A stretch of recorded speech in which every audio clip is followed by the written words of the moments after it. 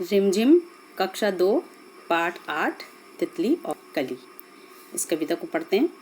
हरी डाल पर लगी हुई थी नन्ही सुंदर एक कली, तितली उससे आकर बोली, तुम लगती हो बड़ी भली। अब जागो तुम आंखें खोलो और हमारे संग खेलो, फैले सुंदर महक तुम्हारी, महके सारी गली गली। कली छिटक कर खिली रंगीली, तुरंत खेल की सुनकर बात, साथ हवा के लगी भागने, तितली छूने उसे चली। अब इसका सरल अर्थ समझ लेते हैं। ये हरी डाल है। हरी डाल पर क्या लगी हुई थी? हरी डाल पर एक सुंदर कली लगी हुई थी। ये कली लगी हुई थी। और तितली जो है, तितली ने तितली क्या उससे आकर बोली कि तुम बहुत ही सुंदर लग रही हो, यानी बहुत ही अच्छी लग रही हो। और उसको बोलती है कि अब जागो तुम आंखें खोलो, यानी चलो उठ जाओ, अब सुबह हो चुकी है, अब उठ जाओ और हम दोनों खेलेंगे, साथ में खेलेंगे। संग यानी साथ में खेलेंगे। फैली सुंदर महक तुम्हारी, महके सारी गली गली, यानी तुम्हारी महक इतनी अच्छी है और चारों तरफ फैल रही है। बहुत ही सुंदर खुशबू चारों तरफ फैल रही है।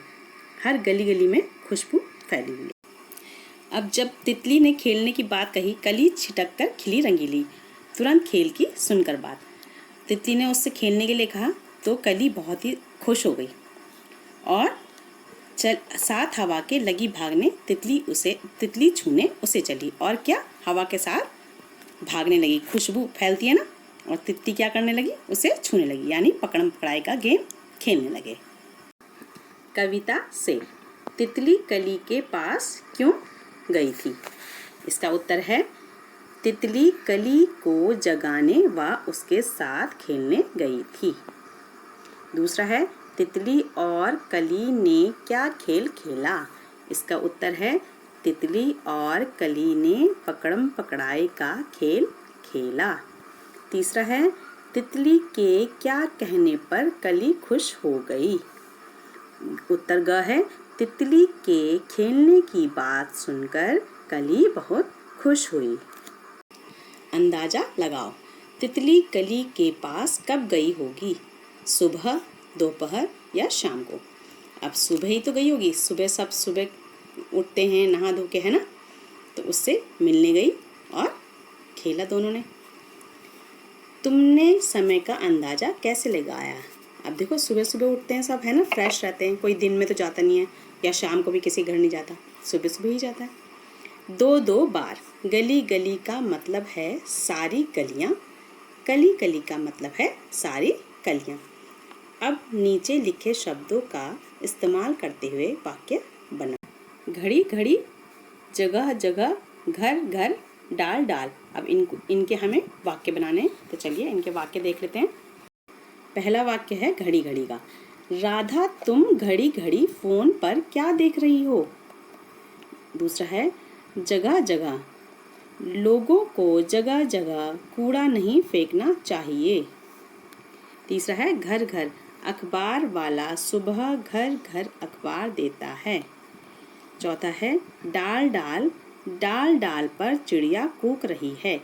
ये पहले वाले पे है, राधा तुम घड़ी घड़ी फोन पर क्या देख रही हो? क्वेश्चन पूछ रहे हैं ना, प्रश्न पूछ रहे हैं, तो क्वेश्चन मार्क लगेगा यहाँ पे। मिलते जुलते शब्द। कविता में से शब्द ढूंढो जो सुनने में कली जैसे लगते हैं, जैसे कली भली। नीचे दिए गए शब्दों जैसे कुछ शब्द अपने मन से जोड़ो। जैसे बोलो का हो जाएगा खोलो, तोलो। ये देखो, इसमें भी ओ की मात्रा है, इसमें भी ओ की मात्रा है, तो इसमें भी सेम एक जैसी आवाज़ होती है ना, मिलते जुलते शब्द। ये तितली, इसमें छोटी की मात्रा त, ल, बड़ी की मात्रा। अब इसमें भी मितली, फिसली, ये डा आ की मात्रा, ड पे आ की मात्रा, ल, डाल। ये सब में आ की मात्रा आ गई और ल आ गया। ये सब मिलते जुलते शब्द हैं। डाल, चाल और हार। महके सारी गली गली। महक तुम्हें अच्छी भी लग सकती और बुरी भी। अच्छी लगने वाली महक को कहेंगे, क्या कहते हैं अच्छी लगने वाली महक को? खुशबू। जैसे इत्र की खुशबू होती है, गुलाब की खुशबू होती है ना। अब बुरी लगने वाली महक को क्या कहेंगे? बदबू। जैसे कूड़े से बदबू आती है, सॉक्स जो पहने हुए सॉक्स होते हैं ना, जुराब, उससे बदबू आती है। ऐसी चीज़ों के नाम लिखो जिनकी महक तुम्हें पसंद है और जिनकी पसंद नहीं है।